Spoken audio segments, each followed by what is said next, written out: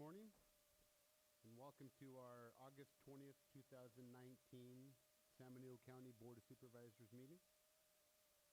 We'll start off with the Pledge of Allegiance, led by our Supervisor, Jaime de la Cruz.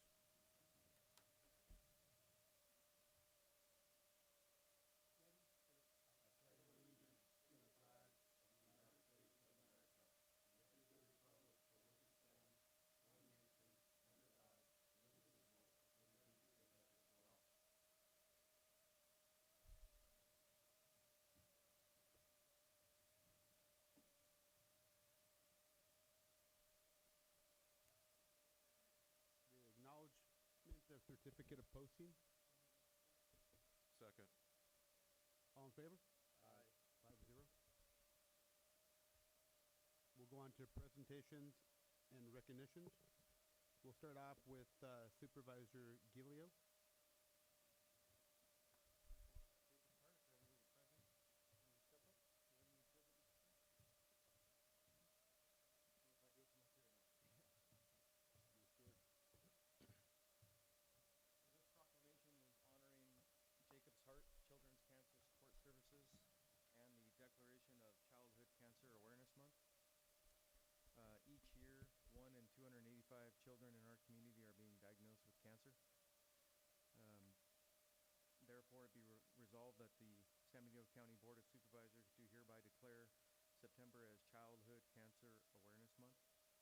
The County of San Benito and do hereby honor Jacob's Heart Children's Cancer Support Services for 21 years of outstanding support to our community and acknowledge the organization's contributions to Childhood Cancer Awareness Month, honoring children with cancer in our community.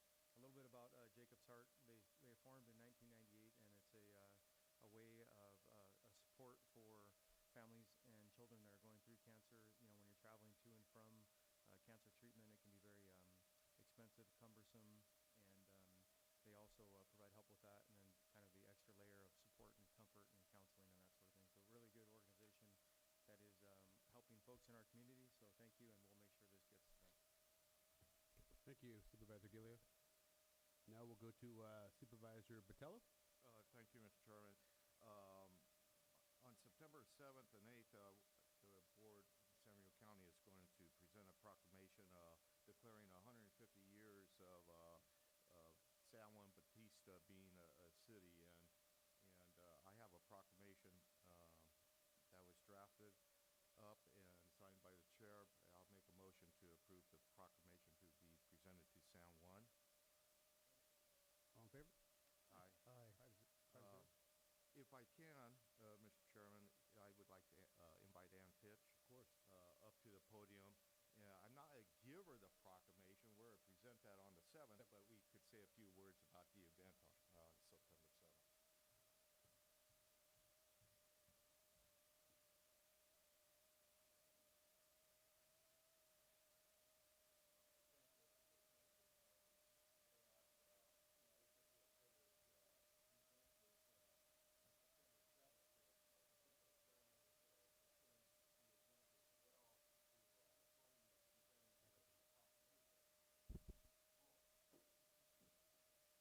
There we go. Sorry about that. And so it's be a great day in San Juan. And I know I was asked to try to do a little bit better job at the proclamation than my uncle did 50 years ago at the 100th year celebration. But and I think we did try to capture some of the history and the importance of San Juan Bautista in not only the county's history, but the state history.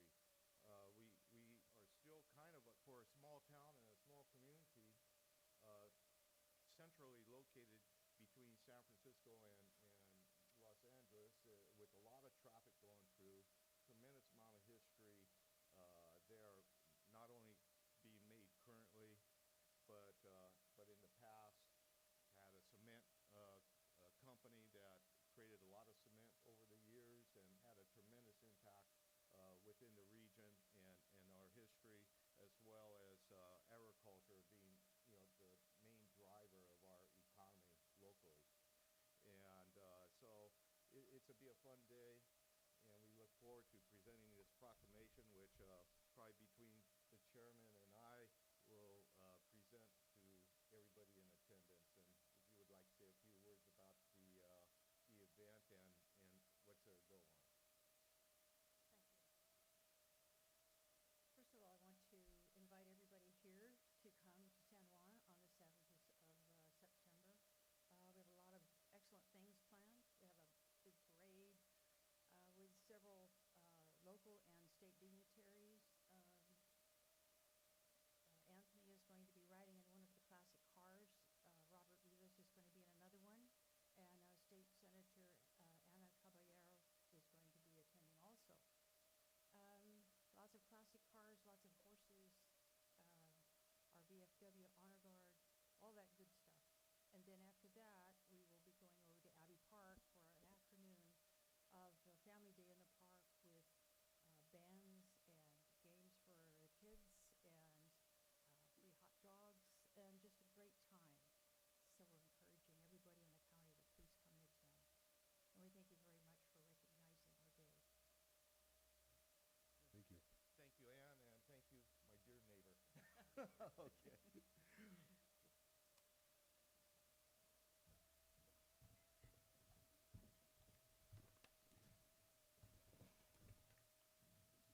Move on to public comment. If you wish to speak on a matter which does not appear on the agenda, you may do so during the public comment period at the beginning of the meeting. Please complete a speaker card and provide it to the clerk of the board prior to the meeting. Except as otherwise provided by law, no action shall be taken on any item not appearing on the agenda. When addressing the board, please state your name for the record. Please address the board as a whole through the chair. If you wish to speak on an item contained in the agenda, please complete a speaker card identifying the items and provide it to the clerk of the board prior to consideration for the item. Do we have any speaker cards? Yes, we do. First speaker is Jerry Tatro.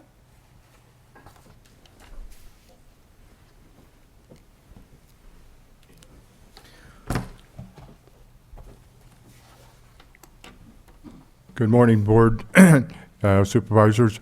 I am Jerry Tatro, 1860 Salinas Road, and I've been here before. I think you probably remember my yellow folder regarding our road and our road conditions, and they haven't improved an awful lot.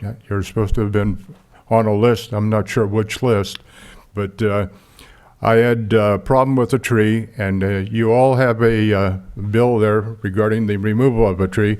This was back in June, and as I'm going to pass this through you, you'll notice the green grass around one side of the tree and the brown grass around the others. I'm sorry the rest of you can't see this, but there's been a problem on my conditions that was a tree came down in the culvert, and it's belongs to the county, and it needed to be repaired, and I've done so. And I've given them a bill of $1,700. Thank you, sir. You just pass this through and notice the green on one side and the brown.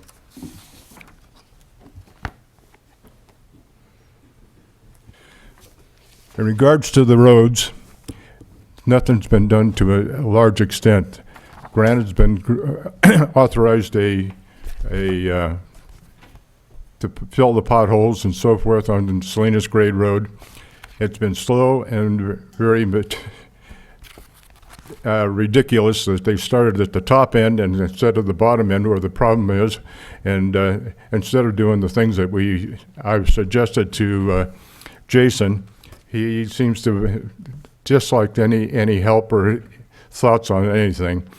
I, in turn, have seen little effort on anything being done on the culverts and in regards to the tree and also to the guardrails.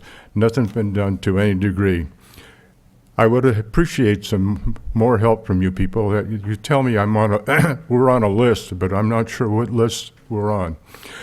I'm going to end with that, and if you just pass that through and think about what I've requested of you people.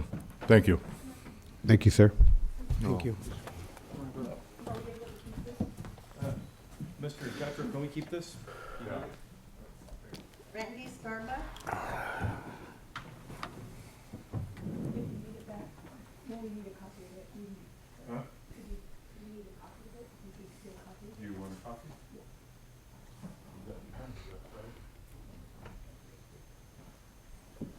Go ahead, Mr. Starbuck. Thank you. Good morning, Mr. Chairman, members of the board. My name is Randy Starbuck, and I'm just here today to introduce myself to you. I'm the interim director of the San Benito County EDC. County clerk has been gracious enough to pass out my contact information to each of you so you know how to get a hold of me. Also with me today is Ms. Cassie Johnson. She is also working with the EDC on a part-time capacity. And I'm just here to say hello and to thank the board for its support of the EDC, and I look forward to working with all of you and the staff. Harry Mavrogenis and I have known each other for several years, and we've worked together most recently during our time in San Joaquin County. So again, you have my contact information. Thank you for your support, and I'm really looking forward to working with all of you. Thank you. Thank you. I got no other speaker. Seeing that there's no other speaker cards, we'll go to the department head announcements, starting off with our CAO, Ray Espinosa. Yeah, I don't think we have any announcements to report out to you, Mr. Chair. Thank you. We'll go to the board here. We'll start with Supervisor Hernandez. Thank you, Mr. Chair. So, I definitely had a really busy last 2 weeks. August 6th, the day of our board meeting, we actually that evening had the National Night Out, which was a really awesome showing of support for our local emergency responders, fire, police, search and rescue. It's pretty amazing once you get to see all the folks that are involved in protecting us. And I'm definitely really grateful for that. And I know Supervisor GILLIO was there. I believe most of us were there. So, to show our support. August 7th, so I'll try to be very to the point because I do have a lot. I had a first 5 meeting, just reporting out that it looks like they're really focused on trying to get some grant funding. And we're still having ongoing conversations about ultimately their budget and stuff. So August 8th, we had the McCarthy Park grand opening. That was a really good event, definitely big showing. A lot of people really support and appreciate that park. It's a pretty amazing showing of what can be done when we work together. And then August 8th, we had that afternoon, we had I showed up a little late because we were actually one of the vendors at that event. But the San Benito County Business Council, the EDC, which I didn't get a chance to really have a good conversation with Mr. Starbuck, but we shook hands, exchanged information, and we actually have a meeting with our CAO. So just to kind of flesh out a little bit what I missed out, and ultimately trying to get up to date on his presentation. And I'm still yet to get that PowerPoint. I know you had it, and I know people got excited about it. So I'd love to, if you can please send that to me. So August 15th, I met with the library folks. I know last night the city actually had a conversation about supporting the library. I actually showed up as an individual. I represented myself, and my biggest question or really ask was for us to work together if we're really supportive of the library, that we show it not just by resolution, but trying to come up with a greater funding mechanism. And then also making sure that dialogue about the feasibility study, when it comes down to it having a little bit more sustainability as far as the income resources or the income opportunities, we had that conversation about making it sustainable. So, and then having a transparent conversation with the public that they know that this is a pretty big deal. I mean, if you're going to spend this kind of money, they need to know that it's from what I've heard upwards of $40 million. And then we're also, at that point, how do you fund it? Whether it's through a bond measure, and I'm not necessarily excited about that. But nonetheless, the public should be informed what they're up against. So, and then August 19th, I had a quick meeting with Commissioner Spandry because we're moving forward trying to get that Vets Park a really good conversation.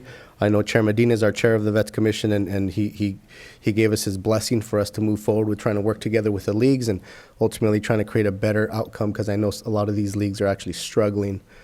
So there's a lot of good conversations on how to make that situation better, even protecting the liability of our county, which I know that's been a question. So August 21st, I met with Harry, and that was a really exciting meeting also, and that had to do with basically, which is, if you don't know Harry, he's our RMA director, Harry Mavroginis, and we spoke to Kevin Warner, who's the city manager of Miss Lynn Park.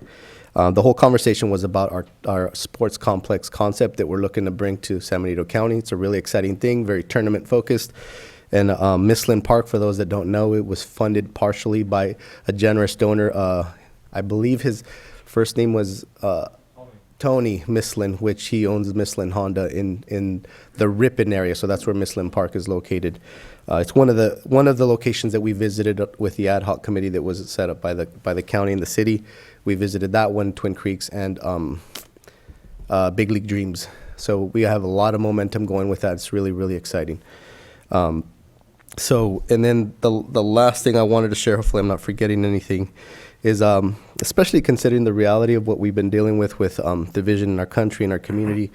Well, not so much in our community that I've seen, but for the most part, just in general, I think on the dais, I actually appreciate the sentiment of the chair that our goal is to be unified. Whether we disagree or agree, we still should have a sense of ethic and code, and make sure that we engage with respectable conversations. So I've really been thinking about this, and I think it would be an honor personally if we can, and with the board's support, to try to bring our national motto to our board chambers as a sign of unity, of patriotism, ultimately as a show of who we are. You know, it's who we are now, our national motto. It's on our money. I don't see why we couldn't use that as an emblem of what it means to work together and be unified. So I'd like to see if that's possible via ordinance, for us to have that conversation, whether it's through consent or action or both. Thank you, Mr. Chair. That's all I have. Thank you. Supervisor Gillio? Thank you, Mr. Chair.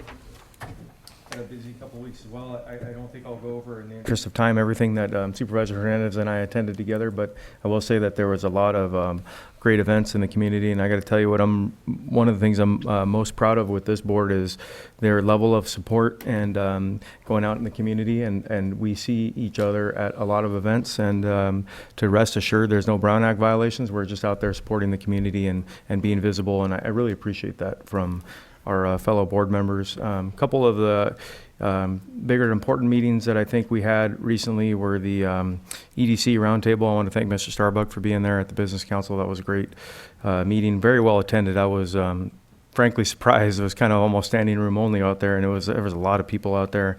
A lot of people are really interested in the economic vitality of San Benito County. A lot of business owners want to expand. A lot of businesses want to relocate here. And us as board members representing the entire county, not just an individual city, I think are sending the message that San Benito County is open for business. We welcome business expansion, and we welcome new business here. So I just want to get that message across here publicly, and we're ready for new business. We've supported the EDC as far as I know. The city and the county partnered together. The largest support that we have ever done for the Economic Development Corporation, and I think that sends a very positive message to the business community that we're here.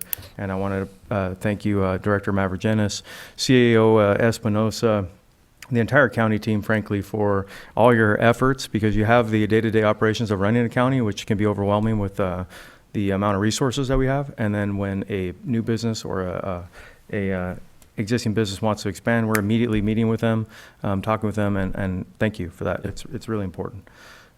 So COG is a couple things going on at COG that we need to pay attention to. SB1, you guys have all heard me say it. I say it about every meeting I'm at, and I'm kind of like the little boy who said the sky was falling.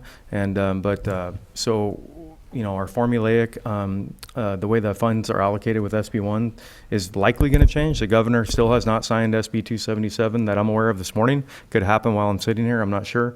We're still hopeful that he'll leave the funding alone for the full 2-year cycle. But what it means for us is a less of a match. So we're going to use our local funds. We're expecting a certain amount of match, and that could most likely will decrease significantly. So we need to be watching that and being creative and lobbying our federal and state partners to figure out other sources of funds, because that's only one source. There's other sources. So we need to stay on top of that and work on those partnerships. And the other thing that came up is roundabout 25 and 156 at the COG board. I was on the COG board at a prior agency I worked at with the city. So I've been on COG for probably about 2 years now, roughly, and we've all directly expressed our concerns to Caltrans about the roundabout, the functionality, number one, and number two, that it's a temporary project until we get the overpass built. So that is very concerning that Caltrans doesn't seem to be, they seem to be going down a path that is concerning to the COG board. We're directing our staff to meet between now and our next COG meeting with the director of Caltrans to understand their perspective, and then also hopefully we can understand our perspective, because when this all started, we didn't have the Measure G funding in place. Now we do. We have other options, so we're hopeful that those conversations can take place and we can find a solution that'll last for the long term. That's probably one of the most important things I think that came out of COG for this meeting. As you all know, I reported last time, our Citizens Advisory Committee is up and running. We are collecting money. I've been told that we have about $1 million in our Measure G fund.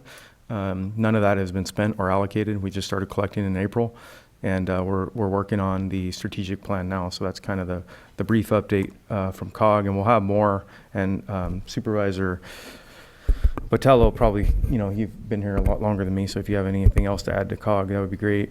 And then the last thing I'd like to mention is that I met with Congressman Panetta, and we specifically talked about infrastructure and resources for opening Clear Creek National Park.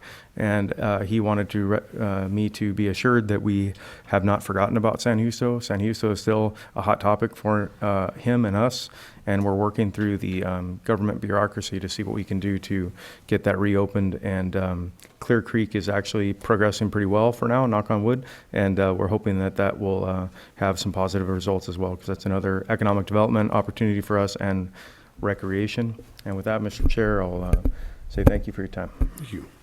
Supervisor Botelho?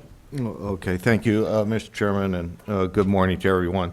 I want to first lead off with a reminder to everybody in the county that Aromas Days is this coming Sunday.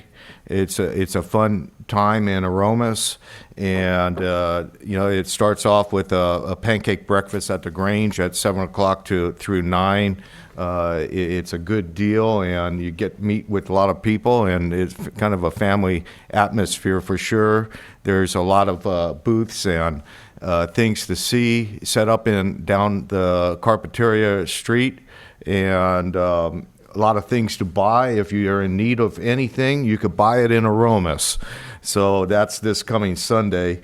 And as the presentation we had a little earlier about the day in San Juan Bautista, Follow the Trail of History on September 7th, really looking forward to that. And now that we know what it's about, free hot dogs, I know Supervisor De La Cruz will be there. What?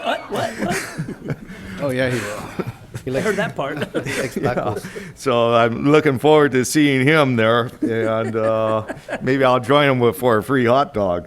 But getting honest, I attended a couple of meetings myself last week. Went to the Representative of California Rural Counties, RCRC, and a couple of interesting items that was discussed. First, I want to mention that Monterey County joined that organization, which I think is very, very good for our county. We share a lot of the same issues.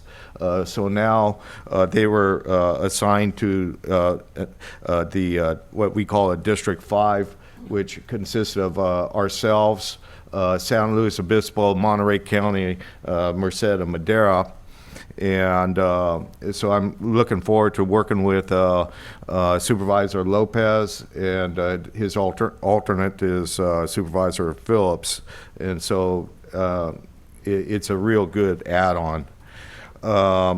Another item that we had quite a long discussion about, and one of the primary reasons I was looking forward to this particular meeting was the board took a position on Assemblyman Rivas's bill. Let me see, where is it? Here it is. 1783, and that dealt with agricultural employee housing. As we're all aware, not only is workforce housing agricultural housing is really a acute problem here in San Benito County and the region, but it is statewide. And I still want to call him a supervisor, but Assemblyman Rivas, tackled this with the agricultural housing as far as trying to make it a little bit easier for agriculture to deal with some of its labor issues and housing issues. And I was very supportive of this bill.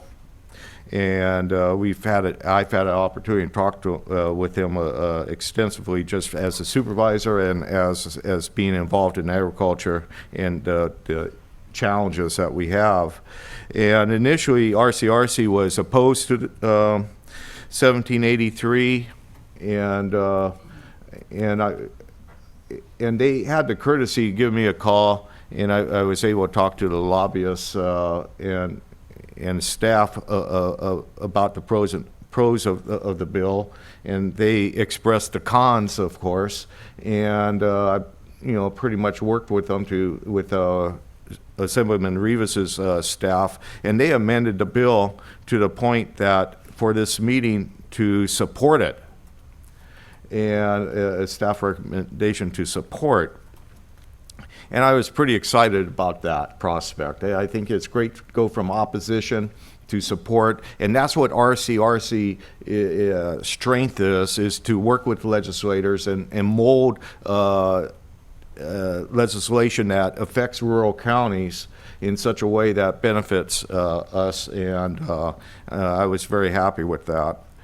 Unfortunately, although Assemblyman Rivas was pleased, the RCRC board, by a 17-14 vote, took a neutral position. Farm Bureau in a number of the rural counties were concerned about the bill addressing subsidies to H2A housing.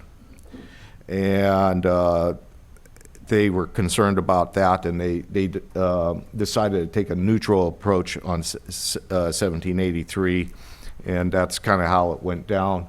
But I think it's a pass in any case at the Assembly, and we're little steps to address the housing crisis in California. Last, I'll add on a little bit to Supervisor GILLIO's report on COG. It's pretty thorough. I don't have a whole lot to add other than we have to work with Caltrans District 5. We're committed to highway safety.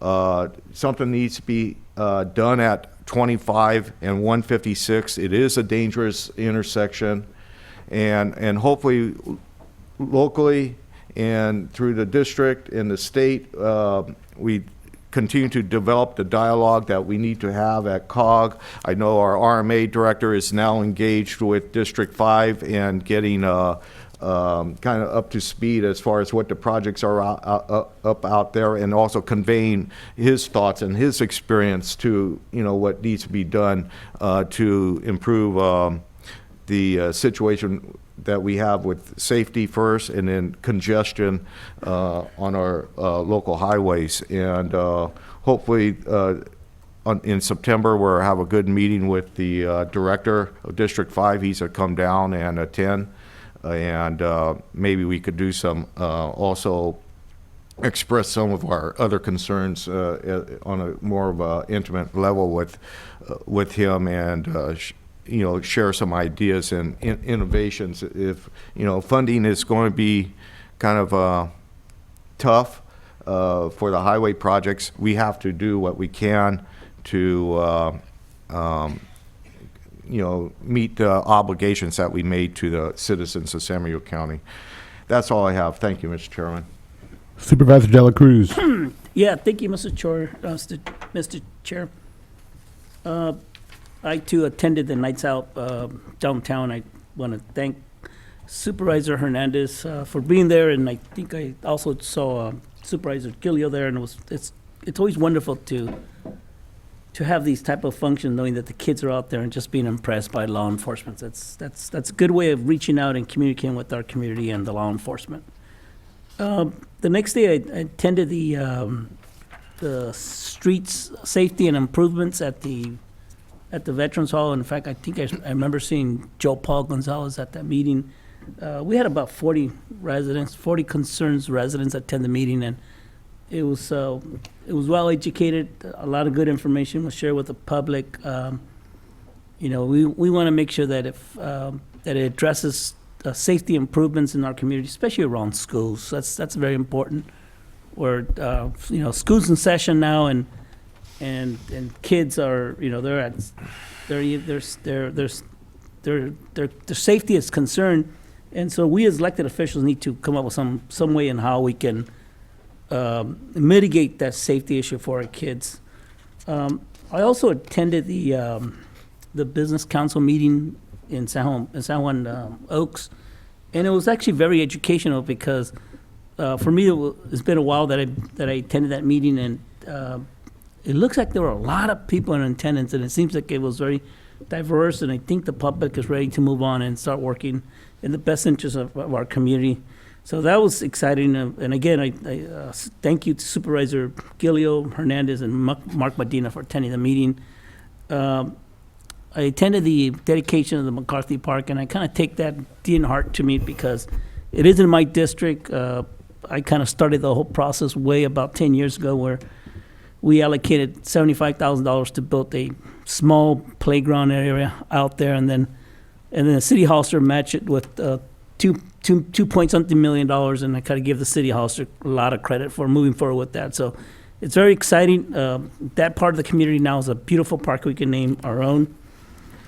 I also attended the San Benito House Foundation grand opening of their new self-sufficient facility, in which they will now become self-sufficient and not rely on PG&E. In fact, they'll be providing energy back to PG&E according to their new system, which costs about $2 million. And my understanding that it will be repaid back in about 30 years. And finally, Mr. Chair, a joy or something that hits me real good, and that is I want to thank the Farm Bureau for hosting a nice barbecue day at the labor camp. I'm a sucker for good food, and I was definitely there, and it was good to see Supervisor Hernandez, GILLIO, and our chairman there. Thank you. That concludes my report. Thank you. I will make mine real short. Last night at the city council meeting, they resurrected the tax sharing agreement committee, the ad hoc committee.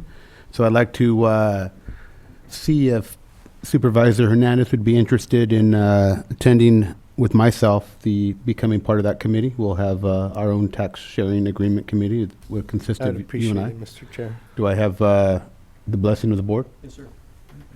Yeah. Okay. The other thing I wanted to talk about was, once again, yes, last week or 2 weeks ago, we spoke about teamwork. I just want to bring up something that I was thinking about. It's called an ego. It's basically a person's sense of self-esteem or self-importance. Sometimes in today's day and age, we often have an ego, and we use that ego in a not a good way. We sense to not pay attention to our constituents, and that's what I want our board to really concentrate upon, is we were elected to take care of our residents. We have to put some of our personal feelings aside and do what's best for the community. And sometimes that is agreeing with or working with people that you do not agree with 100%, but you take some of their thoughts, some of your thoughts, and together you have something that is a phenomenal decision. So I just want everybody up here to think about that every time they make a decision, every time they are in public, that we represent the residents, and they are, as someone told me this morning, they are our customers. So with that, we'll continue our meeting, and we'll go into our consent agenda. There's 14 consent agenda items today. Is there any items that the board wishes to pull at this time? 5. Anthony would like to pull number 5. Anyone else? Number 2. Supervisor Hernandez, number 2. So we have 5 or I'm sorry, we have 2 and 5. Do we have anything from the public? With that being said, what's the wish of the board? Move to approve the amended consent agenda. Second. All in favor? Aye. Aye. 5-0. That brings us to number 2, which is adopt a resolution approving a Proposition 68 grant application for the San Benito County River Parkway focus area. I'll defer to Supervisor Peter Hernandez. So I just pulled it, honestly, mostly just to thank our CAO and staff, because ultimately this shows their focus and their intent to really move this thing forward and be, it just excites me that staff is like, ultimately you guys have been so amazing in working with us to make sure that we're setting this time aside, so we're having these conversations and figuring out the logistics, and ultimately you guys obviously getting the blessing of the board to move this forward. And so the Prop 68 grant is obviously a grant that you guys actually worked really hard within a short period of time to make it happen, which is also amazing. Thank you to Stuart. I'm not sure if he's here, but I know that he was a big part of that. But ultimately, the goal is for this to be the phase 1 element of that River Parkway, that sports complex project, and is to the benefit of our community, because the focus is trails, the focus is ultimately a community benefit. So it's really, really exciting to see these pieces come together, and I just wanted to thank our CAO and staff. Thank you. Mr. Chair, if I may echo real quick, just briefly what Sir. What Supervisor Hernandez said. This was a very short turnaround. The staff found out about this, and I was super impressed with how quickly they turned out not only this grant, but 2 grants. And Dulce, I think you need to be mentioned. Ray, your team, thank you. Edgar, thank you guys. And this is way off topic, and Mr. Chair is probably going to reprimand me, and I'll pay my fine if I have to. Dulce, I forgot during my report to thank you for your time at Stuff the Bus. She came out to deliver our, we had some goods in the lobby. She came out to deliver them super early in the morning, and she was still there at 10, 12? She stayed the whole time and worked really hard, so thank you. Sorry, Mr. Chair. No problem. What's the wish of the board on number 2? I make a motion that we approve number 2 as is. Second. All in favor? Aye. 5-0. We're going to number 5, which is coming from Sir Joe Paul Gonzalez's office. Yeah, I want to thank our auditor here for bringing this forward. The only thing that there's a couple of things that kind of caught my eye as I was reading this, and is that it's a voluntary agreement, and there's a couple of conflicts that that I kind of have, and maybe between you and our treasurer could clarify for me. And this is about making sure we're compensated on our guests transient occupancy tax. People are staying here. Why is it voluntary? Shouldn't it be mandatory if we have a tax and those type of businesses that are operating within our county? Isn't that what other counties would be doing? Yes, that would be true, except for, in this case, this is a voluntary agreement because Airbnb does not consider themselves the operator. They consider themselves acting as the operator in this agreement. Because, it's really the homeowner who's responsible to collect the tax, or whoever the hotel or whatever it is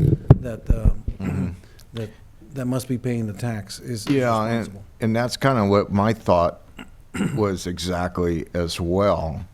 And that whoever is operating a bed and breakfast, which I really encourage, I think it's a great opportunity for people to have, and I'm a big fan of bed and breakfasts after going to New Zealand. A great way to get to know the community. But shouldn't they be filing for a business license, and that they would be directly the ones that should be paying this tax? I believe in this case, I'll let Barbara answer that question because it's a legal question. You know, a lot of jurisdictions have entered into this agreement. There's a couple that have not entered into this agreement. So this agreement's very common with other jurisdictions. You know, if we wanted to really push Airbnb, we could try to take the enforcement action, but this is the way to actually just get them to collect the tax starting, I believe it's October 1st without. September 1st. Okay, without having a great deal of more back and forth with them. We did push back on this agreement and suggested many changes, but they weren't very agreeable to changing the standard agreement that they've had with other jurisdictions. So we could be more aggressive, I think San Francisco has, but our level of TOT is much smaller than San Francisco, and it's an issue of kind of time and energy as to collect this amount of money where they will collect it and remit it to us on a voluntary basis.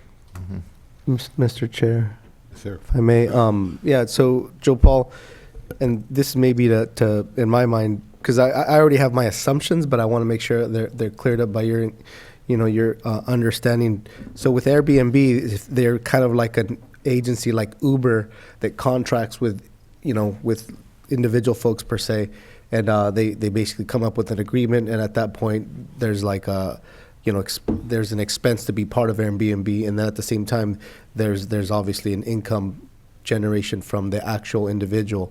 Correct, or am I mistaken? Right, the individual property owner or the person actually renting out the location, does it in order to earn an income. Yeah. So and it's at that point, just because I have a relationship with Uber through my business, I understand there's a the reason why it's even become a big demand ultimately is because it's the convenience.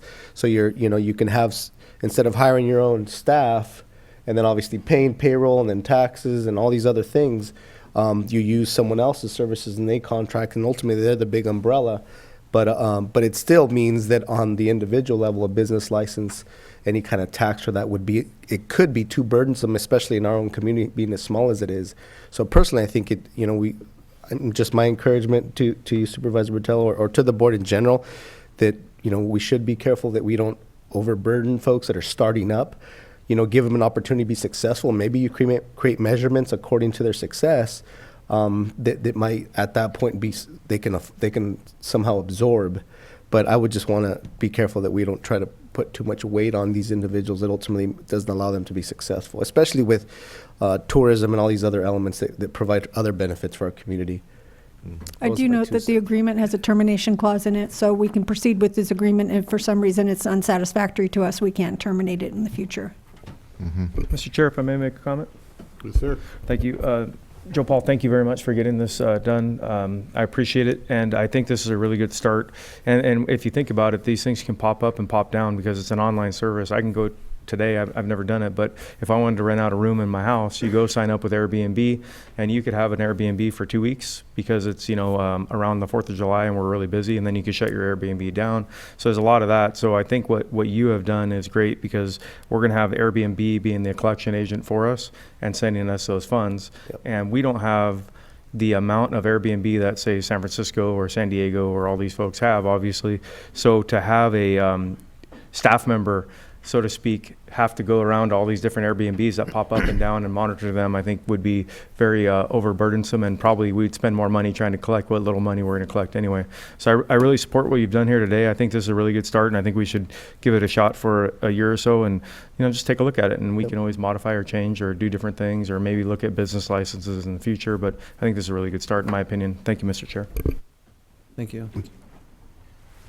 Yes, sir. Yeah, and just kind of wrap up, I'm very supportive of this. I'm really happy that we're doing this and promoting, B&Bs, and I do think that, if you're going business in our county, it just public safety, and also to collect what should be collected on the impacts. A business license is required, but this is a good step, and I want to thank everybody involved in this, and good work. Thank you. Any public comment? Seeing none, we'll bring it back to the board. Any further comments? I'll make a motion to approve item 5 as staff recommendation. All in favor? That's all right. Aye. 5-0. That concludes our consent agenda. We'll go on to our regular agenda. Start off with our Health and Human Services Agency. And Ricky? Good morning, members of the board and the public. I wanted to share with you the San Benito County Homeless Census Executive Summary Report. Let me get this. Okay, where's the PowerPoint? Slideshow. Bottom right, here? No. The middle, right Okay. there. All right, thank you. Thank you. So, San Benito County has been a member of the Salinas Monterey Continuum of Care. We actually became members in 2011. The Continuum of Care is the main goal is to end homelessness in both counties. Oops, let me see. So as a member of the COC, we have been eligible to receive different types of funding, and one of them is the HUD funding that we get, in approximately $242,000 for operations of the Helping Hands Permanent Supportive Housing Program. We've also been operating the Winter Shelter Program for homeless families. In this program, we've been operating it for 30-plus years. We also help facilitate with your support and support of other organizations, the Home Resource Center, which is operated by the Community Homeless Solutions. We have a hotel voucher program, provide transportation tokens for individuals that need to get back to and from appointments. And we also operate other rental assistance programs. So I wanted just to highlight that. And so we are required every 2 years to conduct the point-in-time homeless census. This year, we conducted the homeless census January the 31st of this year with 24 volunteers and staff. When we look at data since we've become members, 2011, we started with 192, went up 2 years later, 365, 651. That was a huge jump. 2015, then we had about almost a 20% dip, 527. And this time, to my surprise, it dipped quite a bit, about 47% or so. So the point-in-time homeless census count is 283. That morning we had 8 different teams. We follow the same process as before, 8 teams that went to different census tracts, different identified locations, and those are the individuals that were counted, which included those in hotel, and those in emergency shelter, those in the river, those in campers, you name it. So it was quite a dip. It really depends how we look at things. We're doing our job and homeless is going down. Or another thing is it rained a lot during this period of time, all the week before, so they could have also gone in places where it was harder to locate. So I just wanted to share that. 40% were sheltered and 60% unsheltered. And 85% of responders indicated they were residing in San Benito County prior to becoming homeless. Length of time in San Benito County, 19% had been here 1 year or less, 26% 1 to 4 years, 10% 5 to 9 years, and 44% 10 years and more. 40% of responders indicated their current episode of homelessness was their first.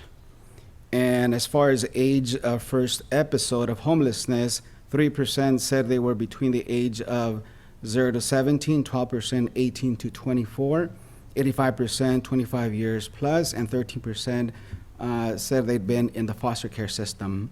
And 12% of responders spent at least one night in jail, prison, juvenile hall in the past year. Accommodations on the count night. So we head out about 6:30 a.m. The count night of the responders, 29% said they were in emergency shelter, 22% slept the night before in a tent, 12% outdoors, streets, parks, 10% in motel, 10% in vehicles, 6% in encampments. Age, 15% said they were between under the age of 18, 10% 18 to 24, 1% 18 to 24, and 84% were 25 plus. So most of the homeless individuals that responded to the survey were 25 plus. 52% were male, 47% were female, and 1% they don't identify themselves as either male, female, or transgender. Primary event or condition that led to homelessness. The top 7 respondents were 73% said there was financial issues. They lost a job, they were evicted, you name it. So it shows, in my opinion, poverty is real and poverty affects individuals, which is a primary reason that leads to homelessness. 20% were due to divorce, separation, breakup. 15% fight or some type of conflict. 15% had legal issues. 10% alcohol or drug use, and 7% mental health issues. 6% incarceration. First episode of homelessness, 40% of responders indicated the current, did I already? Oh no. Current episode of homelessness was the first.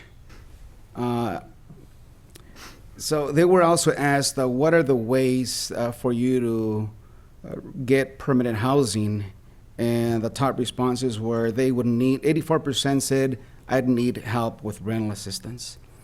38% help with job, getting more income. 14% money for move-in costs. When they find an apartment or some type of housing, they need help with move-in costs. 10% help finding an apartment. That could be housing navigator or some type of staff that helps them with that. Duration of current episode of homelessness, 4% were 30 days or less, 46% between 1 month and 11 months, 50% 1 year or more. These are self-reported health conditions. 32% they said they suffer from depression. 17% other psychiatric emotional condition. 15% alcohol and drug use. 10% post-traumatic stress disorder. 14% chronic health problems. 16% physical disability. 7% traumatic brain injury, and 2% HIV/AIDS related illness. 23% of responders reported having at least one disabling condition. And they were also asked services and assistance that they receive, and 79% said they reported receiving some type of government assistance. And those that are not receiving, top 6 reasons said 30% think I'm eligible, don't think they're eligible. 25% don't want assistance. 13% have never applied. 5% benefits were cut off. 5% no permanent address, and 5% no ID. And from those that are receiving assistance, 70% said they receive some type of meal assistance. 38% shelter day services, 35% emergency shelter, 21% bus passes, 16% health services, and 9% mental health services. And that summarizes the homeless census executive summary. I want to point out that the report, I printed copies there in the back table. For those that would like to take one, please make yourself comfortable. And are there any questions? Yeah, Enrique, very good report, very concise, and I think it's one of your better reports in a long time on the homeless census. It's very good. Anyway, what kind of caught my eye was the veterans. Come on, computer. There we go. Sheltered and unsheltered. If it's not a big sample of 15 individuals, it looks like maybe one is sheltered and the balance is unsheltered. And with all the benefits and programs out there for veterans, I think out of any population that they ought to be the ones that probably would be most impacted for us being able to help and get them sheltered. Is there an issue or a way that we could maybe do a little bit better in that capacity, or they just don't want to be sheltered? No, these stats were based on the survey, so we counted 200 and let me look again, 283, and then we had approximately 110 complete the survey, and from those, that percentage reported, being a veteran. So we could make it be more conscious for next time to count more veterans to assess that a little bit better. Mm-hmm. Yeah, and and the other statistic that I thought was very interesting, and which is to everybody involved, all the agencies and nonprofits that are involved in this, the families having it 100% sheltered, that really stands out in this this report. And I'm sure there's families out there that are not sheltered, but and we hopefully we continue to work towards helping them, especially with young children involved, and that was real good work, I thought. And that's the reason being is we operate the winter shelter for homeless families. And the night of the count, the day of the count, we had approximately 19 families that were sheltered. And when you take into account the parents and the children represented that percentage. So. Mm-hmm. Thank you.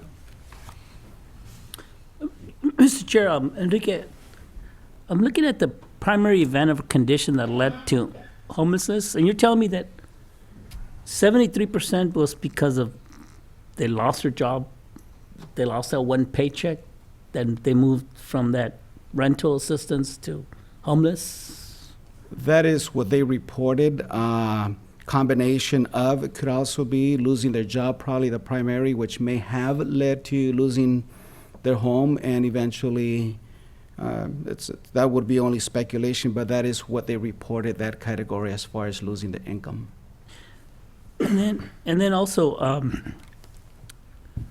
residents prior to homelessness, 85% of the homelessness lived in San Benito County. That's what they reported.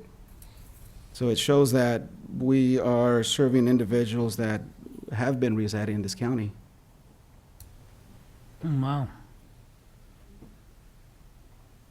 Okay. All right. Thank you. Thank you, Mr. Chair. Mr. Chair, I just had one question, Enrique.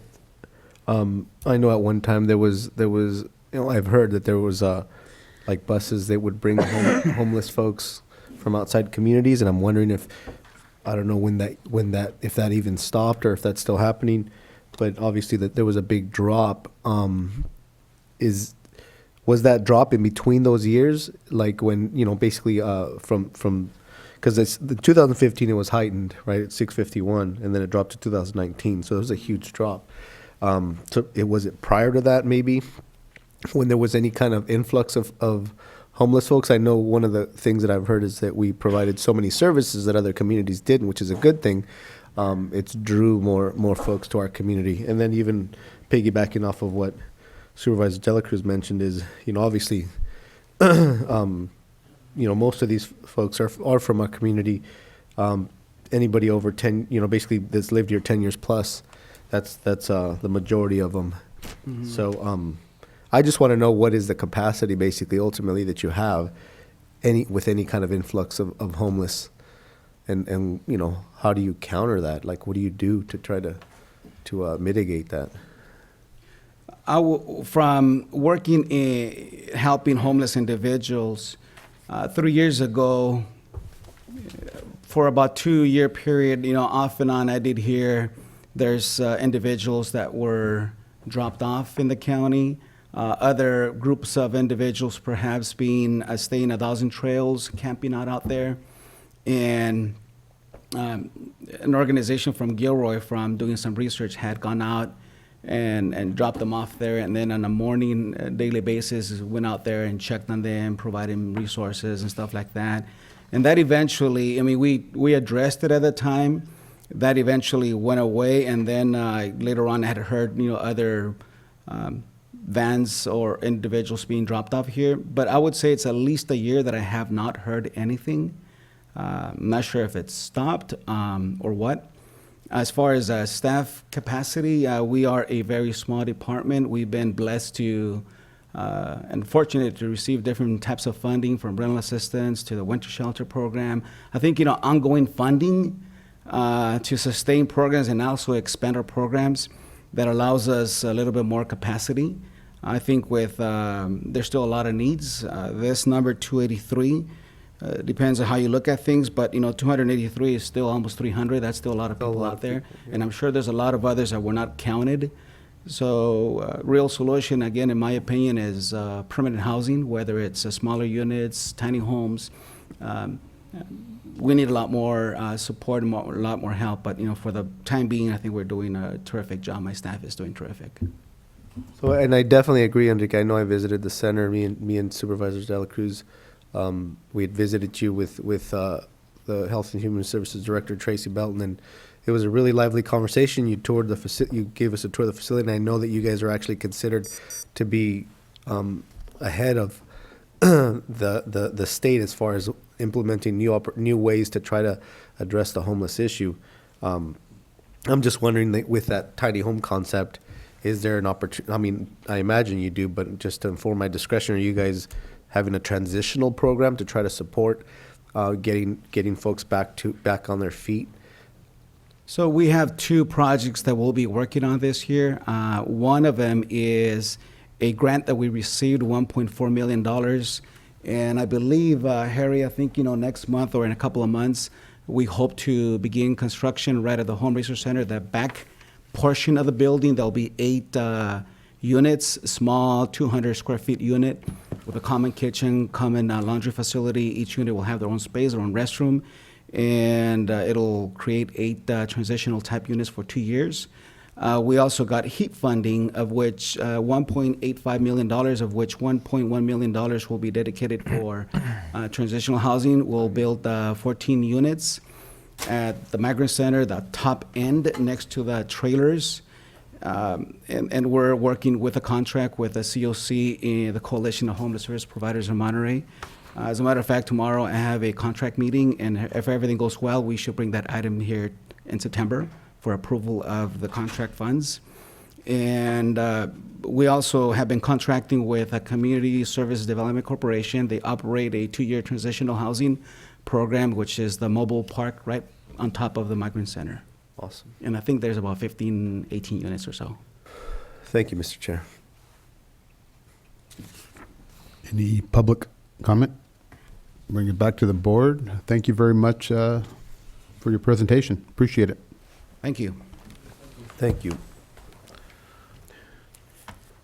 This will bring us to number 16, our county treasurer, tax collector. No, it was just a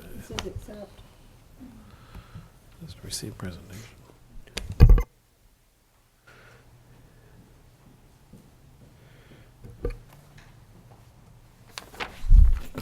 Good morning. Before we go to the discharge of accountability, I wanted to take the opportunity to discuss some of our statistics, our collection statistics this year, and a little bit of information about what we do in the tax collector's office. So a little bit of background information. The tax collector is an elected official governed by the revenue and taxation codes, and we are responsible for the billing and collection of all real and personal property taxes. These taxes include secured, unsecured, supplemental, and delinquent bills. We are also responsible for the auction, the tax sale of tax defaulted properties. And as of July 1st, 2019, we are responsible for the business license tax program that the voters approved in November 2018, known as Measure H. So how did we do on our collections this year? So as of June 30th, 2019, excuse me, our current secured collection rate was 98, almost 99%. And our unsecured, current unsecured was also 98%. Our supplemental taxes, our current supplemental taxes were 75%. A little disappointed in that rate, and I'll go on to explain some of the issues with that. Our delinquent secured, which are kind of people headed for the tax sale, we had a 66% collection. We had probably a half a dozen of really delinquent, pretty high values that paid off during this year. And then our delinquent unsecured, which we're going to talk about, is kind of our problem child, and we only collected roughly 8% of what was on the receivables this past year. So what did our receivable look like altogether? So we, our secured receivables were about $102 million. It was about 87% of everything that we had to collect. Our current unsecured, was about $5 million, and that was about 4% of our total receivables. The current supplemental was a little more than the unsecured, about 5.5%, 5.5 million, and that was roughly 5%. Our delinquent secured, it's about $3 million, and about 3% of our total receivable. And then our delinquent unsecured, we had not quite $1 million to collect, and it's really a little bit less than 1% of our total receivables.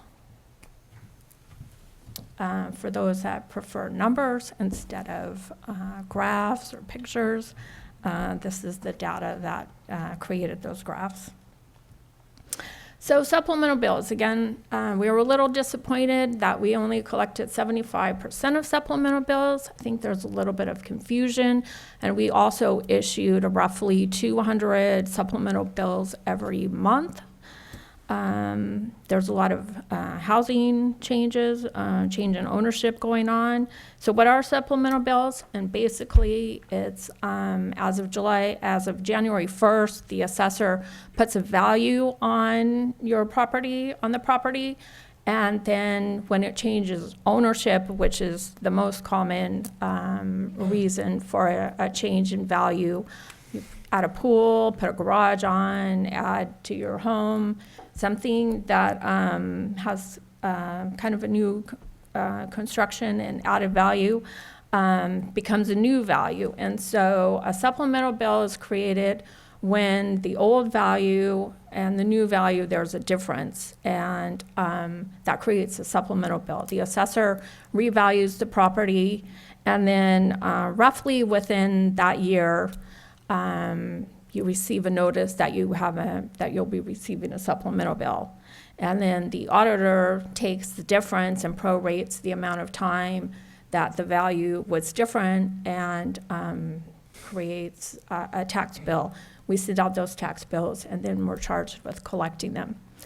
So I believe that one of, and listening to a lot of reasons why people didn't pay their supplemental bill is because a lot of them think that we are sending those bills to their lender. We send the secured bills to the lender. However, we do not send the supplemental bills to the lender. Those are the responsibility of the taxpayer. Every now and then you can get a lender to pay your supplemental bill. However, it's your responsibility to contact your lender. And some of them will pay that through your impound account. Most of them won't. So what are some things that we're trying to do to be a little more proactive on our communications and information that we provide to taxpayers? As we now have a bilingual services provided in our office. We have a new answering service message that says if you leave your name, your number, and the property that you're calling about, we will be returning calls within. We usually return them within the day. And then at the end of the English message, we also have a bilingual message. We've been sending out inserts in bills that we send out in our unsecured, our supplementals, and our upcoming secured bills that are English on the front, Spanish on the back, and they just kind of explain what the bill is about. And then we are targeting a couple of specific delinquent areas, bills that are pretty close to being on the tax default sale. We are trying to contact those homeowners so that we can see if we can, get them to pay those before they, to avoid being on a tax sale. And then because we seem to be having a little more concerns and challenges with the supplemental bills, if you miss your first installment payment, then we are sending you a reminder notice. So I'm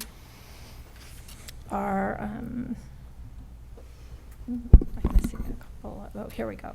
So our delinquent unsecured, we had roughly $1 million to collect.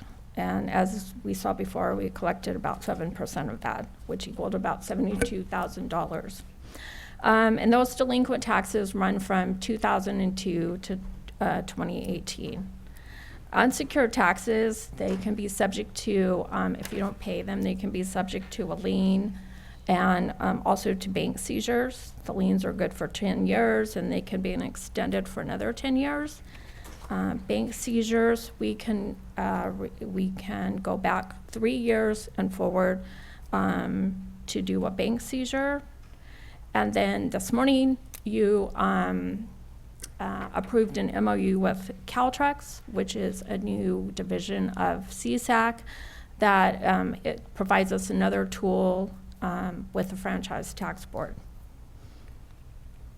So before we get to, before your property becomes a delinquent unsecured tax, we have, it's considered a current unsecured tax. And every month we are sending notices, placing liens, doing bank seizures. So every month we're trying to do something to get those current unsecured taxes paid before they go delinquent on June 30th. So what I'm here today is I have a proposal that we discharge some delinquent unsecured taxes. Again, the total unpaid was $842,000, and we just added, as of July 1st, we added another $89,000. The proposed net discharge is $391,000. An analysis of what makes up that number, we looked at delinquent unsecured bills up to 2010. Anything prior than that was on the list. And then those that are inactive, that they've somehow contacted the assessor to tell them they're out of business, they sold their boat, they don't own the mobile home anymore. That kind of information, they are now considered on the inactive status. It doesn't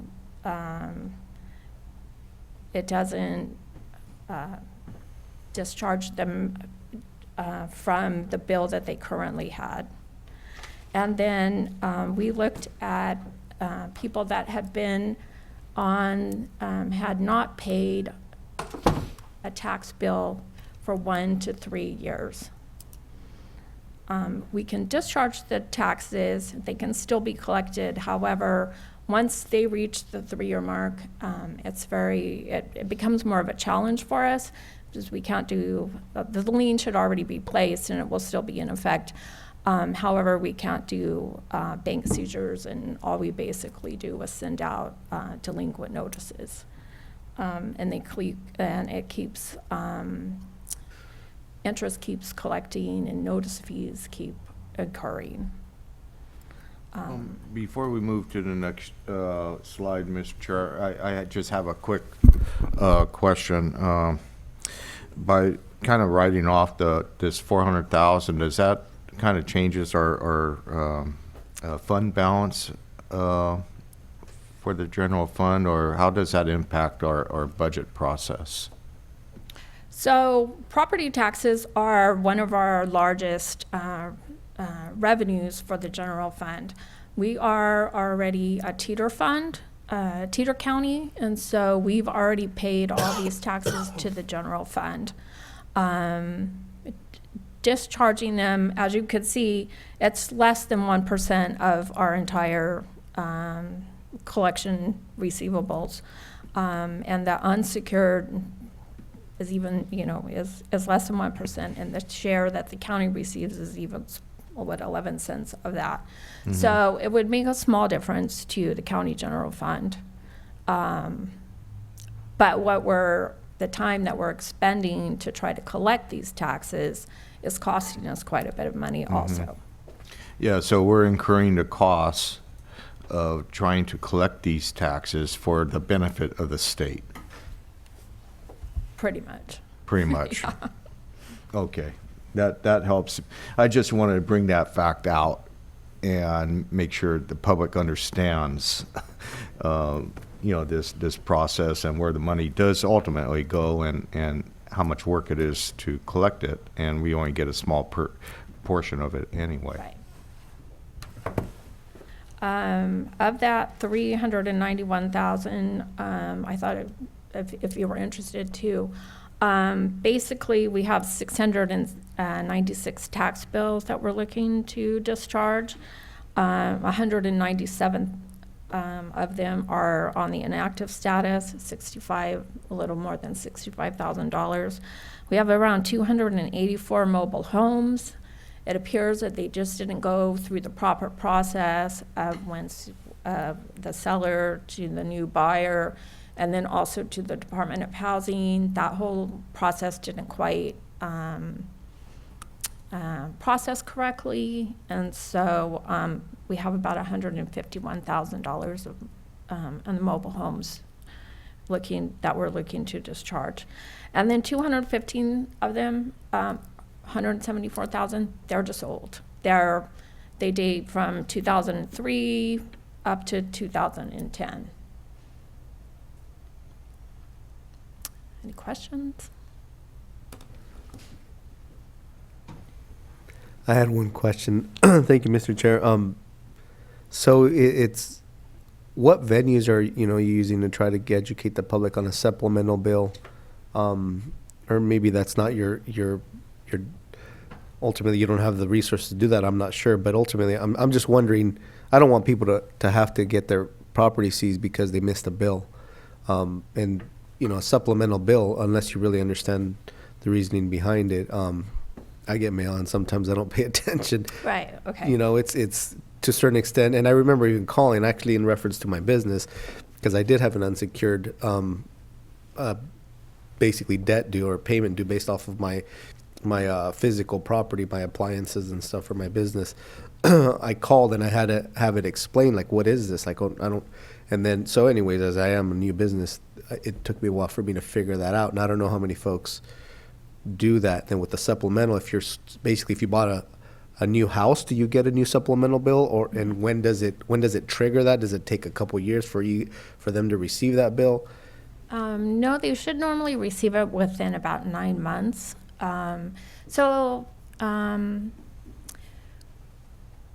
We created a new insert to go with the supplemental bills that kind of explains what a supplemental bill is. We're processing a lot of them. Last week we processed 400 of them. People are just not understanding supplemental bills, I think. So we also in June, we looked at the beginning of June, we looked at all the unpaid supplemental bills for the year, and we sent out notices that said, final notice, past due. And we got a lot of attention that way. We actually collected $250,000 of supplemental bills that were scheduled to be delinquent on July 1st. I'm also looking at the bill that we send, I think looks very generic. And so we're looking at printing a new bill that has our county logo and looks a little more official when people get it. It takes 5 years to become on the tax sale. We don't want to do that. Yeah. We want to avoid that. So we want to work with people, and if we can send a reminder if they miss their first installment. Again, there's another little insert that kind of explains, you missed your first installment, a reminder notice when you've missed your first installment. What can we do to help you pay this? Thank you. So I feel like we're doing a lot of better communication to people. Awesome. Thank you, Mr. Chair.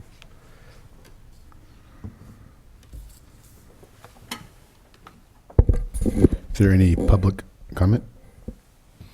Bring it back to the board. Any further questions for the board? Chair, I'm prepared to make a motion if you would make a motion at this time. Yes, sir.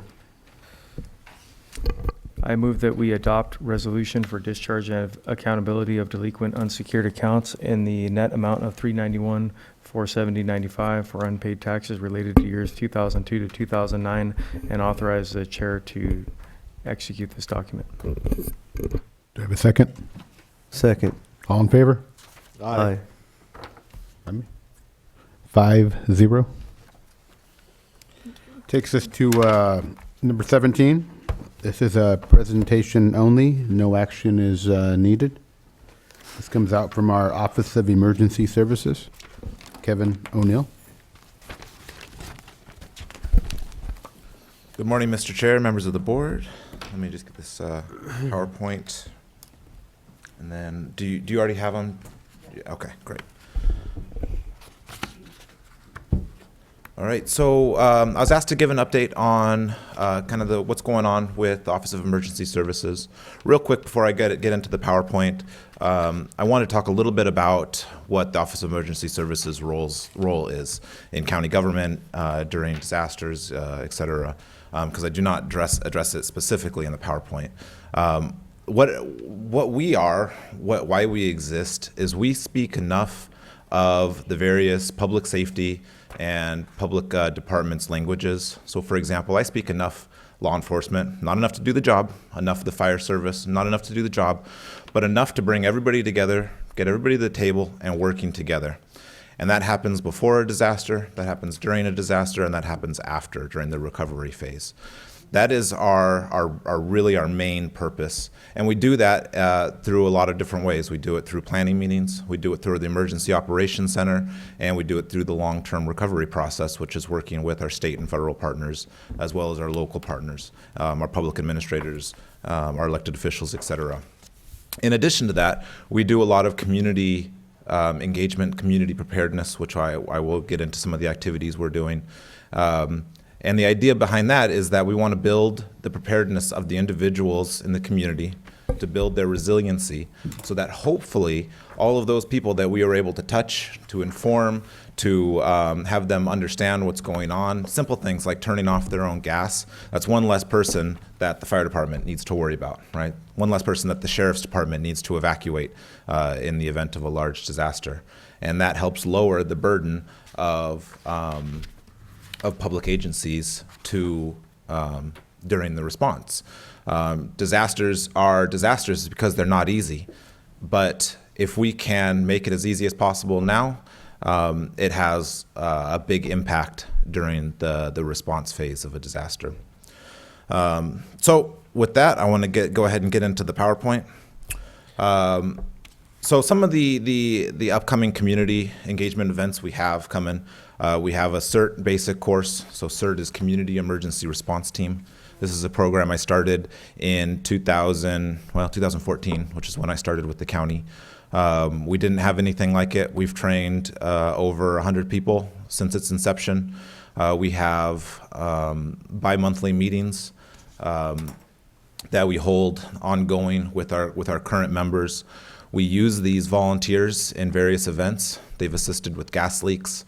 They assisted with the flooding events in 2017. And we hold, every year we try to hold a training or exercise with them. We did last year. But expect another offering of the basic course in mid to late fall. And we're hoping to get a good turnout. There's been a lot of interest. We tried to hold one just recently, but unfortunately we only got about 4 signups. So we're gonna change it up a little bit. We're gonna change the dates of it and hopefully be able to reach a wider audience and get more attendance. The other thing we're gonna be doing is a emergency preparedness workshops. So the CERT course is a much bigger time investment. It's about 24 hours. These workshops, we've done them in the past. We've done them pretty much every year. And we either do them annually or we do them in response to something. And what I mean by something is, I think 2 years ago, the San Juan Bautista area had a lot of seismic activity within a couple days. So then we put these on pretty quickly to help educate people while there was still a lot of interest. This year, especially recently, there's been a lot of activity. I'm sure I don't have to tell you what's been going on, but we've had the big earthquake in Ridgecrest and all the subsequent earthquakes in that area, as well as events at the Garlic Festival and across the country. So it's a good time to hold these workshops. And then the other item, which I've come and spoken to you before, is the PSPS, the Public Safety Power Shutoff.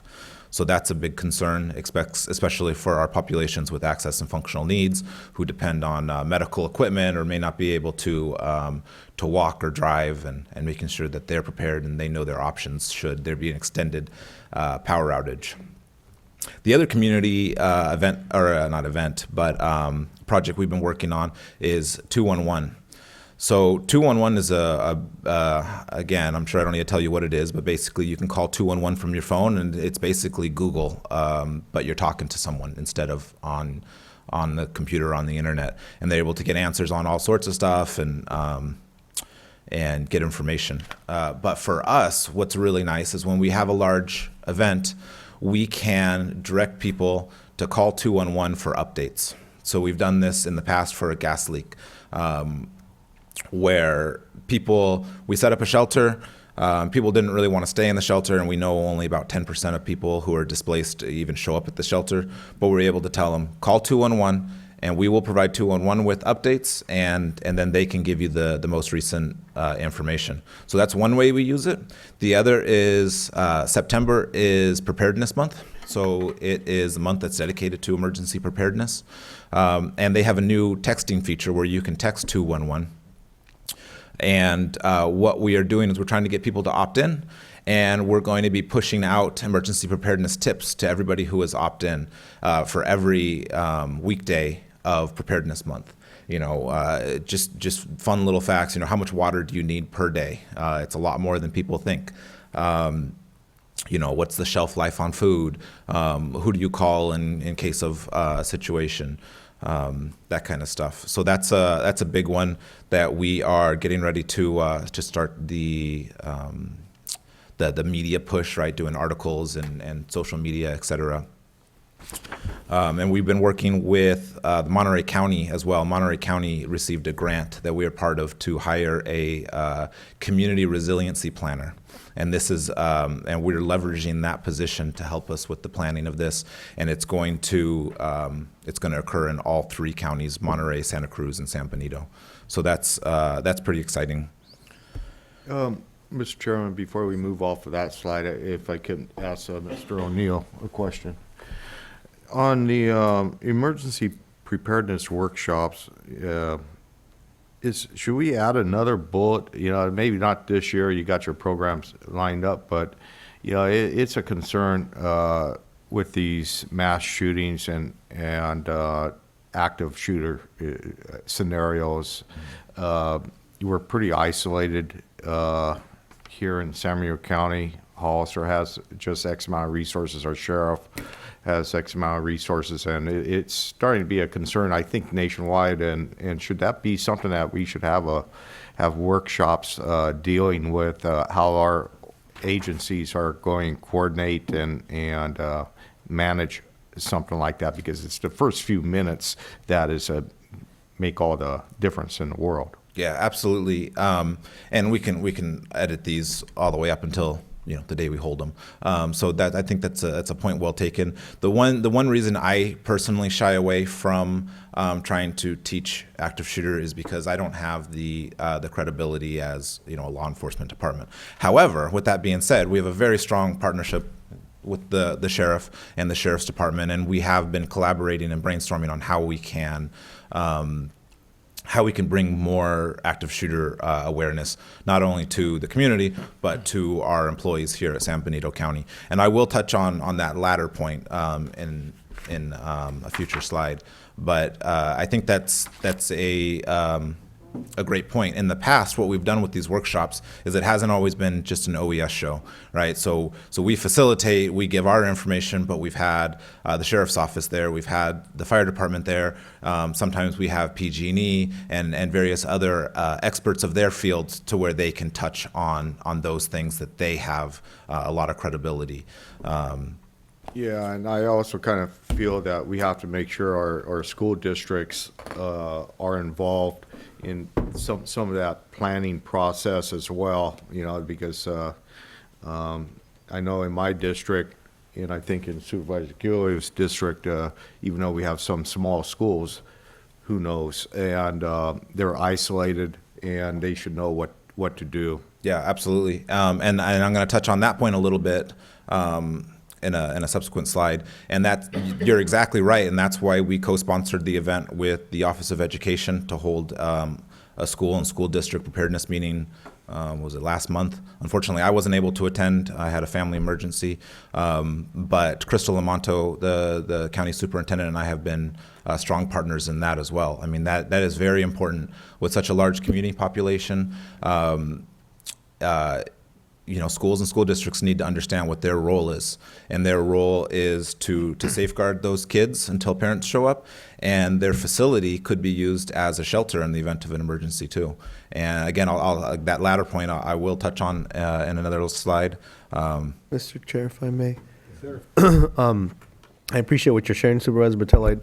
I actually was there with Supervisor GILLIO at that meeting that you weren't able to be at, Kevin, so it was really, really informative, and ultimately the goal with especially the active shooter conversation is to try to figure out how to provide resources or support mechanisms for our trained officials, our trained individuals like the Sheriff's Department and the fire department, everything for them to be able to coordinate. So the coordination element, I think that definitely should be a very internal mechanism, because we obviously don't want to broadcast our vulnerabilities. We want to make sure that we protect them. If anything, I definitely, so it's in agreement with you more, in my mind, more so trying to create a little bit more of a, as far as the everyday citizen, more of an encouragement as a support mechanism for your neighbors, you know, in such a situation where we don't allow our community to break down and cause divide. It's kind of towards the sentiment that I shared earlier. You know, there's certain folks that definitely are involved in trained in responding, and then on our end is how do we get people educated on helping each other and being a support for each other. And actually it piggybacks on the CERT element, because I know me and Supervisor GILLIO we're talking about it is, you know, ultimately we want to be a community that is resilient, and I actually am going to be attending the resiliency, and I can't remember if it's going to be RCRC or CSAC, but I just know I'm lined up to go to get that training to bring that conversation back and ultimately try to create a stronger resiliency. So anyways, I won't get too wordy, but it's definitely in our peer view, and I totally agree we need to be prepared and responsive. Yeah, and you bring up a good point too, which was that just because you don't see a lot going on in terms of active shooter doesn't mean it's not there. You know, we try not to, I don't want to speak for the sheriff, but we try not to broadcast tactics. We try not to highlight publicly our weaknesses, because, you know, there are some, right? But we don't want people to know what they are while we're working to improve our capabilities. And it's a process, you know, it's not an overnight thing. It's a long process of training and exercise and continuing that process, which again, I will touch on a little bit more in future slides. But back to your point, Supervisor BOTELHO, schools are absolutely integral to this process, and that's why we've been working through Crystal Lamonto with the various schools, all of them, including the South County schools and Aromas, et cetera.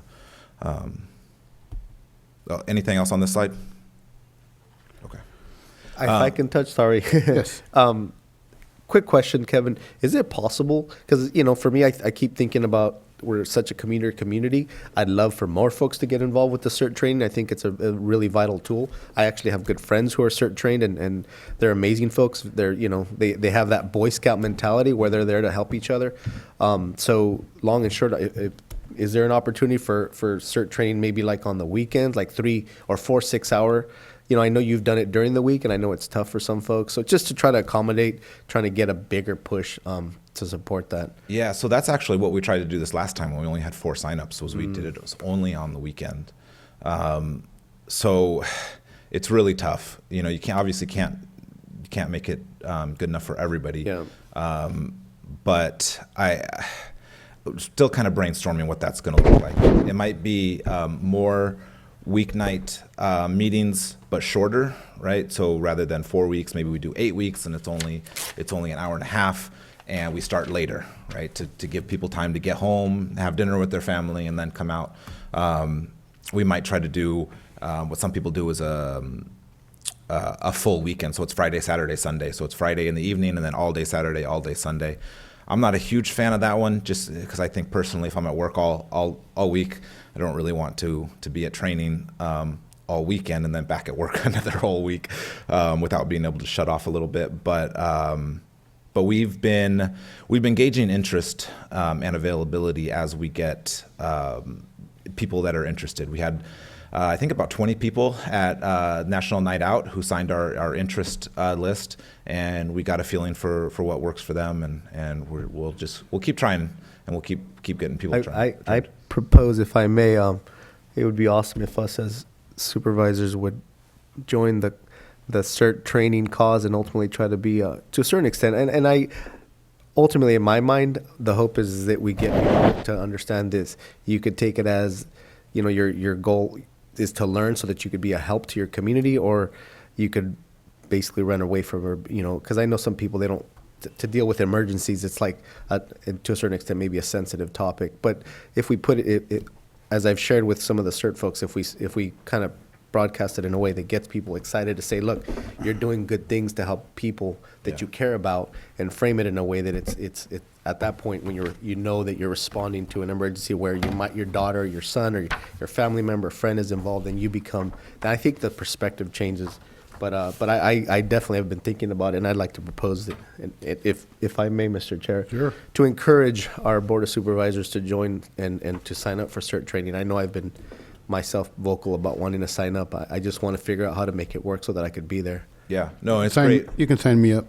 Okay, great. I'll send you the information. Thank you. That's another piece too. You know, we'll send you the information. Hopefully, you can help get the word out as well, because it's hard to reach everybody who may be interested. The Supervisor GILLIO, is he already in CERT? I don't believe so. Well, you can sign him up too. Sounds good. All right. So I want to give you an update on our EOC. So currently our Emergency Operations Center, which is that central hub for information, coordination, documentation, is located at the Hollister Police Department. It's in their main training room. That's a multi-purpose room that's used for a lot of things, but it's not very conducive to being an emergency operations center. It's a little too small. Emergency operations centers that have to be set up every time cause issues. You know, it's hard to to make sure everything's running smoothly, it's set up the same way, et cetera. And so what we've been working on is we've been working with the City of Hollister, with the city manager, Billy Avera, Chief of Police, and Mike Chambliss, their Public Works and Airport Manager, to build an EOC at the airport. So that is in progress. The building permits have been pulled. It's ready to go. Mike Chambliss is using his own workforce to do the work, and we're expecting that to be up and running in about 2 months. The space already exists. It's not a ground up type thing, so it's really just repurposing the space, and that will increase our capabilities tenfold. We'll be able to more easily train. We'll be able to hold more community meetings. It'll give us a home to where we can really dedicate ourselves to that core mission of providing coordination to emergency responders, because it'll all be set up. It'll all be turnkey ready.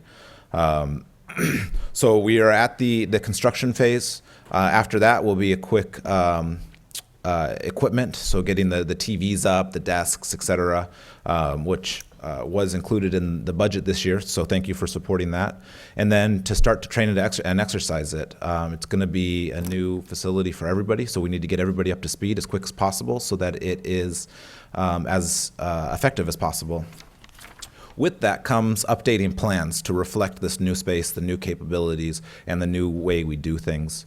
The emergency operations plan, we have an updated plan that's basically ready to go. All I'm waiting for is this emergency operations center so that I can have the location in there. I don't want to put the location in it until it's up and running. So you'll be seeing that before the board for adoption. Right around the time where the Emergency Operations Center is going to be ready to go as well. So hoping for about October. And then various support annexes, et cetera. We have something called job action sheet. So every position in the Emergency Operations Center has a job action sheet which lays out all of the roles and responsibilities of the position.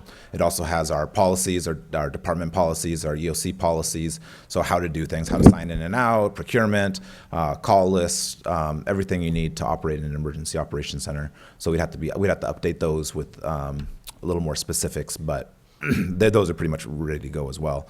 Our backup emergency operations center will remain at the police department, and then our tertiary backup would be at the sheriff's office. So training, we have quite a few. I went out about 6 months to give you a snapshot of what we have going on. We have a basic requirement that we established. Ray and I worked on it. We sent appointment letters to all EOC staff, and what it is that they have to attend these first 3 classes you see here. So SEMS, NIMS combined, so that's the Standardized Emergency Management System and the National Incident Management System. These are the programs that we follow. It establishes the systems, it establishes the requirements, et cetera, of an EOC activation. Things like span of control, common terminology, organizational structure, et cetera. So this is a basic course. It's about 4 hours, and that gives all the background to our EOC staff and beyond of, excuse me, of how we operate and what we do. We then build on that in our EOC operations and management course, where we start to get into more of the nitty-gritty of how the EOC operates and how it's managed. And then EOC ICS interface, so Emergency Operations Center, Incident Command System being the structure that's used at the field level, so that our fire chiefs, police officers, et cetera, use when they are at the issue. As opposed to in the EOC, and how we talk. And this class is essentially an exercise. We set up a mock situation, people go through the motions, and really get a feel for the flow of the Emergency Operations Center and how information goes back and forth. We hold these courses every year, at least once, and so you'll see the ones for this year, this fiscal year, are coming up. And then each year we also do some more specialized, more specific classes. So Web EOC is a tool we have. It's a web-based program where we manage resources, documentation, et cetera. And so we'll be doing a training on how that works, logins, how to request resources, et cetera. And then we are going to do section-specific courses. So the EOC is broken up into 5 sections: management, operations, planning, logistics, and finance. So this year we are focusing on planning and logistics.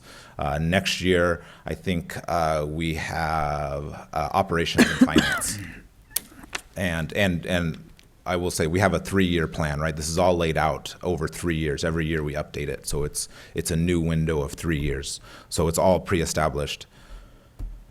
And then the other thing we were going to do is not everybody in the county is in the Emergency Operations Center. You know, we have 400 employees. There's only about 130 people in the city and the county who are assigned to the Emergency Operations Center at various shifts. There's only about 30 to 40 at any given time, but there's backups and multiple shifts. So for everybody else, including the Emergency Operations Center people, we are going to be holding a 1 to 2 hour webinar for all staff. We have a Zoom now, the video teleconferencing system, so we're able to put this on, share PowerPoints, answer questions virtually, so we don't have to bring everybody in somewhere.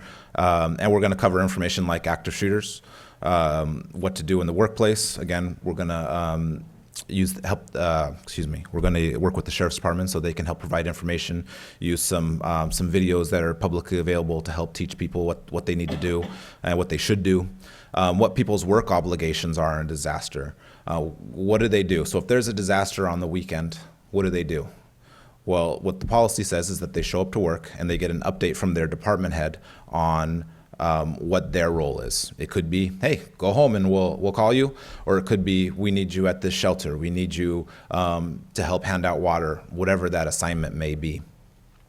And then home preparedness. And the reason home preparedness is important is the same reason why CERT's important, because if someone's home is not in order, they're not prepared, they're worried about their wife, their kids, their husband, their dog, they're not going to be much help to us as the county. So we want to make sure that our employees are just as prepared at home as the citizens of the community. So, and then on the exercise side, so that's the training side, we have a functional field-based exercise that we are planning at Benito Park. This is something new that we added on in light of recent events. Again, I don't really want to get into specifics about what it is, but I will tell you that it is in direct response to some of our more recent events. And that is just a way, the functional exercise basically is going out and going through the motions, doing the job and practicing it.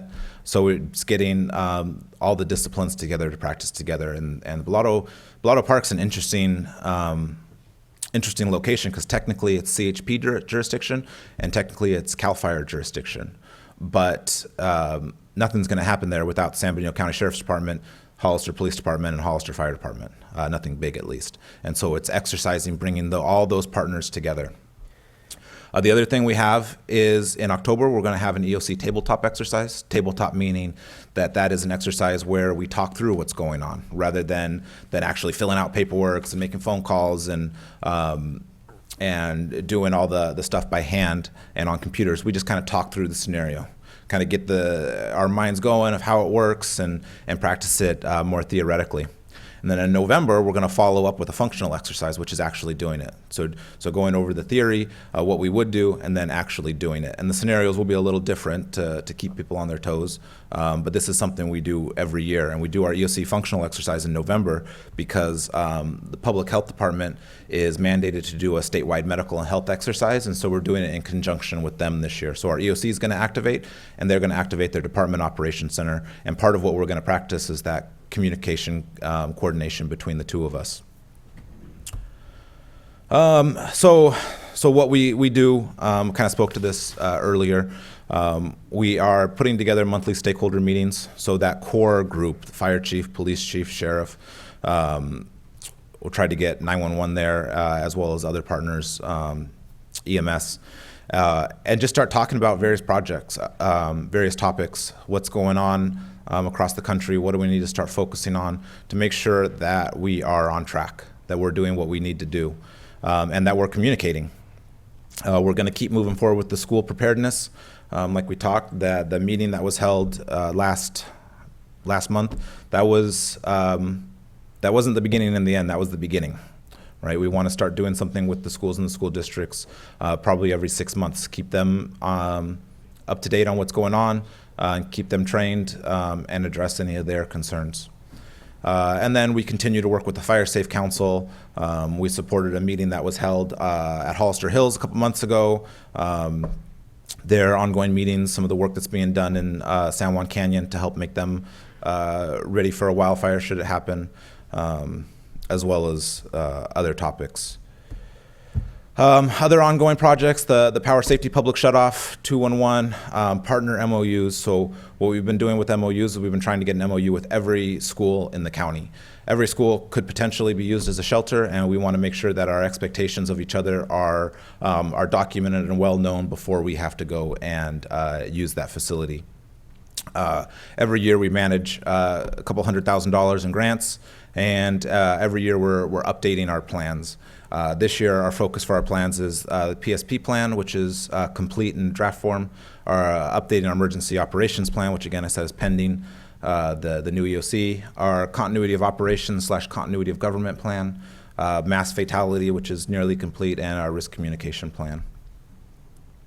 And then we're working through a flood recovery. We have 2 outstanding projects.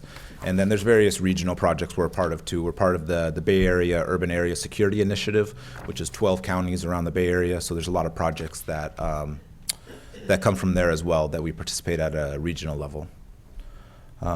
So that's the end of my report. I'm happy to answer any questions. And I will add one more thing, if you don't mind. Sorry to cut you off. I'm always available. If you guys have questions, please give me a call, text me. Let's set up some time. Let's talk. Let's get some coffee. I'd love to get your take on things and make sure we're doing what you as elected officials want to see. I see the sheriff out there. Do you have anything to add, sir?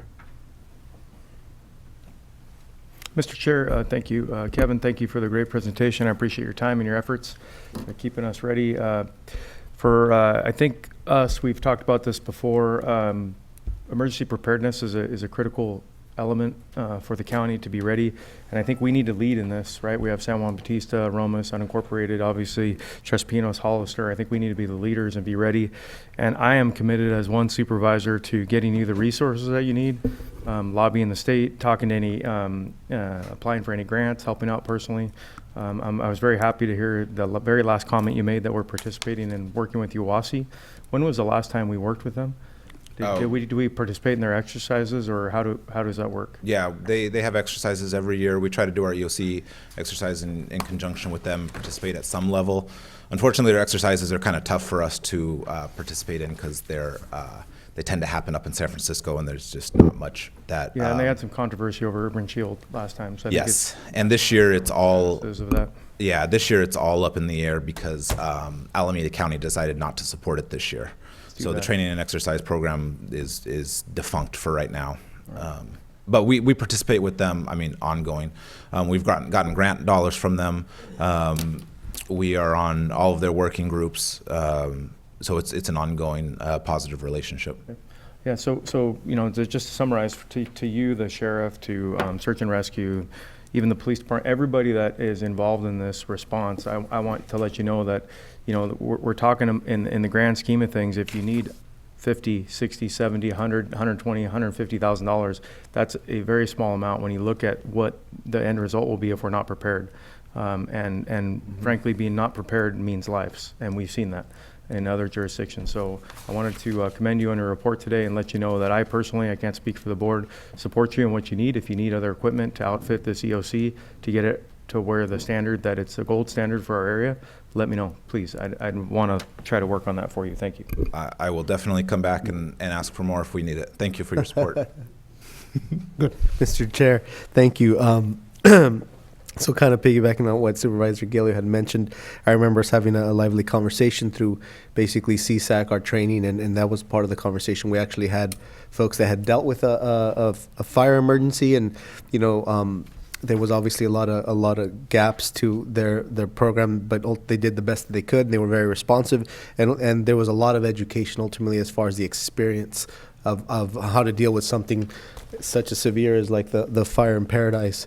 There was a lot of, now they have a lot bigger understanding, and that really informed us because there's things that we don't know. And we don't know could ultimately become, at that point, like Supervisor Gillio mentioned, it could be a casualty.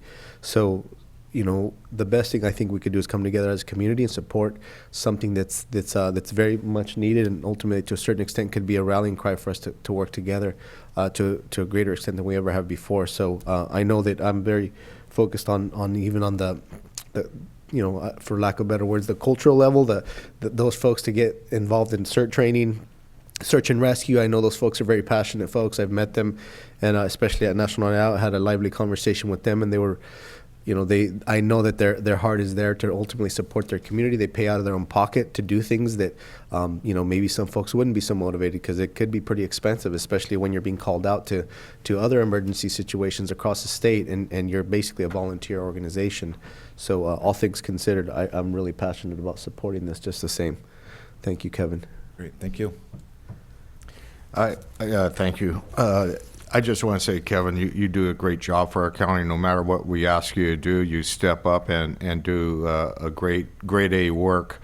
And I just appreciate this report. You have a heavy schedule of training, and one of the things that it's really ongoing. When you get done, you start all over again because you have new people, new ops. It's just real good work, and I appreciate everything that you do for us. Thank you. Yes, thank you. Any further questions? Any questions from the audience? Bring it back to the board. Thank you very much. I appreciate it. Thank you. Thank you. Want to close session? If the board has no objection, we're going to continue 18 and 19 to the next meeting. Number 20 would be closed session conference with legal counsel, anticipated litigation, significant exposure to litigation pursuant to 54956.9, number of cases ones authorized by D2 and E1 of that section. 21, closed session conference with real property negotiators, section 54956.8. Property street address, Buena Vista Road, APN 019-230-002. It's on Buena Vista Road. And the agency negotiators are Ray Espinoza and Barbara Thompson. Negotiating parties are Granite Rock under negotiation price and terms of payment. Closed session 22, conference with legal counsel, threat to public services or facilities under Government Code section 54957A.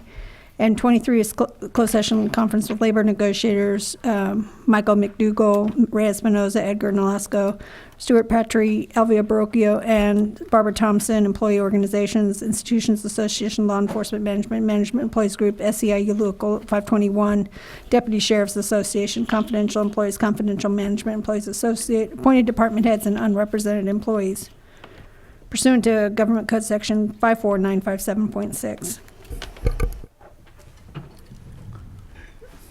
Any speaker cards from the public? Seeing none, we'll go to closed session.